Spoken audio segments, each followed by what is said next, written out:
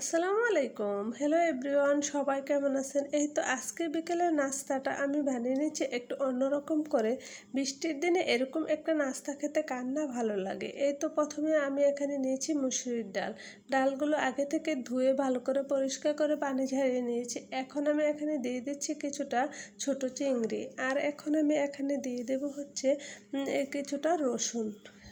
আমি এখানে রসুন দিয়ে দিয়েছি আর দিয়ে দেব এখানে কাঁচামরিচ আর দিয়ে দেব কিছুটা ধনেপাতা দিয়ে সবগুলো একসাথে আমি ব্লেন্ডারে ব্লেন্ড করে নিয়েছি।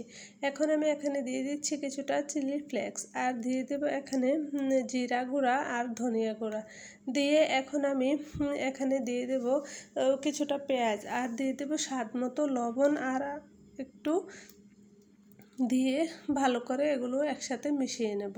ভালো করে মিশিয়ে নিয়ে নিচ্ছি। এই তো এরকম একটা খুব সহজে নাস্তাটা আজকে আমি বানিয়ে নিয়েছি। এখন আমি এগুলোকে তেলের মধ্যে ভেজে নেব।